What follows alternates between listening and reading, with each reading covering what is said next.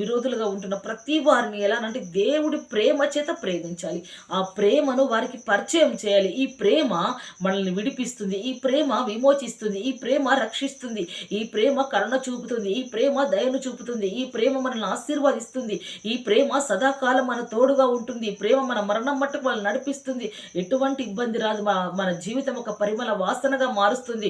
పడిపోయాం, చెడిపోయాం, మన కుటుంబాలు కూలిపోయాయి అనే స్థితిలో ఉన్న వారికి ఆయన ప్రేమ చెప్పడం మీరును ప్రేమ కలిగి నడుచుకోండి అని దేవుడు వాక్యం బోధిస్తున్నది. ఇక్కడ అంటున్నాడు, ఏమంటున్నాడు అంటే మీలో జారత్వమే గాని, ఏదట జారత్వమే, ఏ విధమైన అపవిత్రత గాని లోభత్వము గాని వీటి పేర్లు మీరు ఎత్తకూడదు. అపవిత్రత అంటే పాపంకు సంబంధించిన ఏ అపవిత్రత మన లోపలికి రాకూడదు. లోభత్వం అయితే అసలే రాకూడదు మన విషయంలో. వీటి పేర్లు కూడా మనము ఎత్తకూడదంట. అంటే మనము జీవించకూడదనే కండిషన్ మనకి ఇక్కడ. ఆ పేర్లు అపవిత్రమైన పేర్లు, అపవిత్రమైన వాటి గురించి వాటి పేర్లను ఎత్తకూడదు మనము. అంటే లోభత్వముల వల్ల మనం నడుచుకొనకూడదు అని అంటే మనం అపవిత్రులుగా జీవించకూడదు అని దేవుడు వాక్యం స్పష్టంగా సెలవిస్తుంది. కాబట్టి ఏమంటున్నాడు, కానీ మీరు ఎత్తకూడదు, ఇదే పరిశుద్ధులకు తగినది.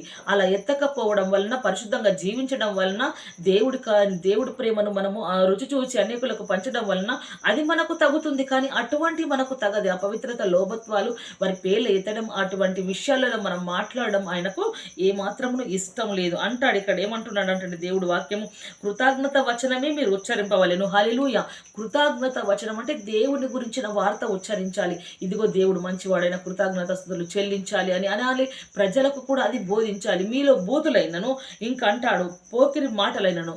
పోకిరి మాటలంటే అల్లరితో కూడినవి కదా, అవైనను. బూతులు అంటే మన నోటు చాలిస్తే ఆ పని ఆపం. అటువంటి ఏమాత్రం మీరు ఎత్తకూడదు అని ఇక్కడ అంటున్నాడు ఒక మాట. సరస్వక్తులైనను ఉచ్చరింపకూడదు. సరస్వక్తులు చాలా మందికి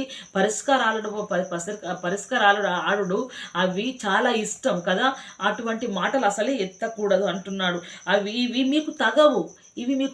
మీకు తగిందెల్లా దేవుడి ప్రేమ, పవిత్రత, పరిశుద్ధత మాత్రమే తగ్గుతుంది అంటున్నాడు అని అంటాడు. ఇక్కడ ఏమంటాడు, వ్యభిచారినైన, అపవిత్రమైన విగ్రహారాధనను ఏననట ఉన్న లోబి అయినను క్రీస్తు యొక్క దేవుని యొక్క రాజ్యములో హక్కుదారుడు కాడు. ఎవరు వ్యభిచారులు, అపవిత్రులు. విగ్రహారాధన అనగా దేవునికి కాదు, దేవునికి విరుద్ధంగా ప్రేమించేది ప్రతిది విగ్రహారాధన కిందికి వస్తుంది కదా. కాబట్టి ఇక్కడ అంటున్నాడు ఏమని, ఇంకొక మాట, వ్యభిచారణ అయితే బహు ఘోరమైనది. భర్త ఉండగా భార్యలు ఉండగా భర్తలు, కుమారులు, ఎందరెందరో కుటుంబాలని అల్లకొల్లం చేసుకునే అటువంటి జీవితాలలోకి ఎప్పుడు తలదూర్చకూడదు. వాటి పేర్లు కూడా ఎత్తకూడదు అని. అపవిత్రత అసలే హృదయంలోకి, జీవితంలోకి అంచుకు కూడా రాకూడదు.